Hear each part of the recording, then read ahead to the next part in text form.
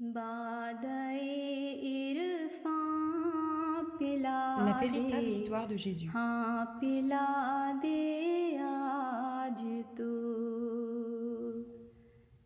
Jésus est le personnage le plus controversé dans l'histoire des religions. 2000 ans après son avènement, son statut, sa vie et sa mort suscitent encore autant de questions. D'après les chrétiens, Jésus est le Fils de Dieu. Il mourut sur la croix pour sauver l'humanité de ses péchés. La plupart des musulmans considèrent Jésus vivant au ciel. Ils attendent son retour en tant que Messie de la fin des temps. Les Juifs, quant à eux, renient son statut de prophète. Rissa, Jésus de Nazareth ou Yeshua, une seule personne et autant de versions différentes. Quelle est donc sa véritable histoire? À la lumière du Saint-Coran, Mirza Ghulam Ahmed, que la paix soit sur lui, fondateur de la communauté musulmane Ahmadiyya, répond à cette question et rétablit la vérité sur Jésus, fils de Marie.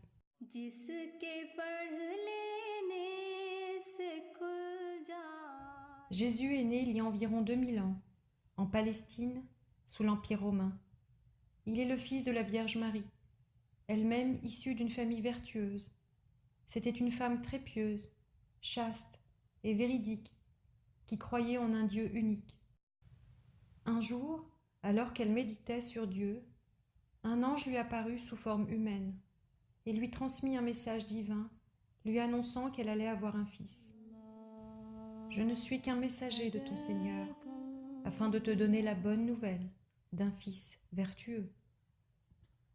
Marie fut déconcertée et choquée. Comment puis-je avoir un fils quand aucun homme ne m'a touchée et que je n'ai pas été impudique non plus? Il dit, il en est ainsi.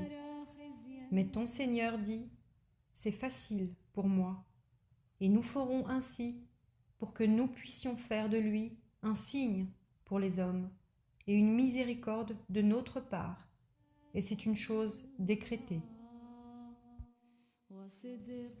Ainsi elle le conçut et se retira avec lui dans un endroit éloigné. Marie conçut son enfant sans l'intervention d'un homme. Ainsi, Jésus naquit sans père biologique.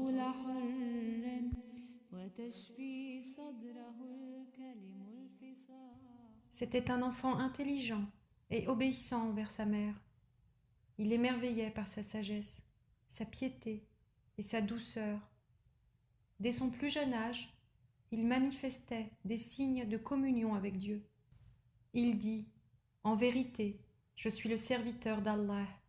Il m'a donné le livre et il a fait de moi un prophète. » Et il lui enseigna le livre et la sagesse et la Torah et l'Évangile. Jésus s'efforça de prêcher le véritable esprit de la Torah à un peuple qui avait progressivement dévié du droit chemin. Et je viens pour accomplir ce qui m'a précédé dans la Torah. Assurément, Allah est mon Seigneur et votre Seigneur. Adorez-le donc, c'est cela le droit chemin. Je ranimerai les gens spirituellement morts par la volonté d'Allah.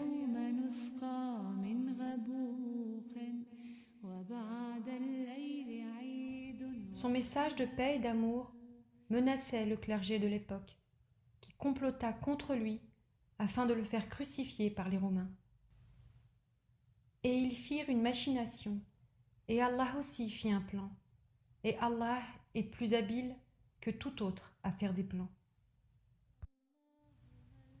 Sous la pression du clergé, il fut arrêté et mis sur la croix quelques heures avant la célébration de Sabbat. La douleur intense le fit sombrer dans un état qui ressemblait à la mort. Et qu'ils ont dit, « Nous avons en vérité tué le Messie, Jésus, fils de Marie, messager d'Allah, alors qu'ils ne l'ont ni tué, ni crucifié, mais il leur a été fait paraître comme crucifié. Et ceux qui ne s'accordent pas là-dessus sont assurément dans le doute à ce sujet. Ils n'en ont aucune connaissance sûre. mais ne font que poursuivre une conjecture, et ils ne l'ont certainement pas tué. Tout au contraire, Allah l'a exalté à lui, et Allah est tout-puissant, sage. Inconscient mais toujours vivant, son corps fut transporté dans un sépulcre où ses blessures furent soignées avec une mixture à base de plantes médicinales. Jésus reprit connaissance et quitta le sépulcre au bout du 3e jour.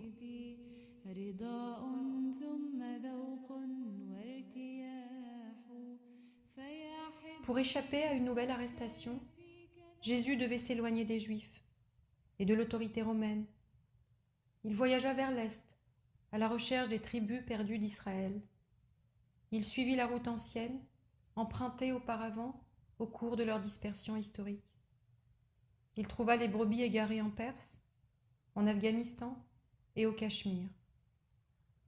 Et nous avons fait du fils de Marie et de sa mère un signe, et nous leur avons donné refuge sur un endroit élevé, un lieu de repos et de sources d'eau abondante. Il vécut suffisamment longtemps pour leur prêcher le message, puis mourut de mort naturelle. Sa tombe se trouve à Srinagar, au Cachemire, en Inde. La naissance miraculeuse de Jésus était en fait un signe divin qui annonçait l'accomplissement d'une grande prophétie. Conformément au pacte fait par Dieu avec Abraham, le don de l'apostolat allait être transféré de la postérité d'Isaac à celle de son frère Ismaël. Afin de prouver que Jésus était un prophète véridique et non un imposteur, Dieu sauva son prophète bien-aimé de la mort par crucifixion. Il lui permit ainsi d'achever sa mission auprès des autres tribus perdues, avant de mourir bien plus tard de mort naturelle, à l'instar de tous les autres prophètes de Dieu. Et Mohammed n'est qu'un messager. En vérité, les messagers avant lui ont trépassé. Jamais tu ne trouveras quelque changement dans la pratique d'Allah. Les prières de Jésus furent entendues. Il était le Messie, envoyé par Dieu.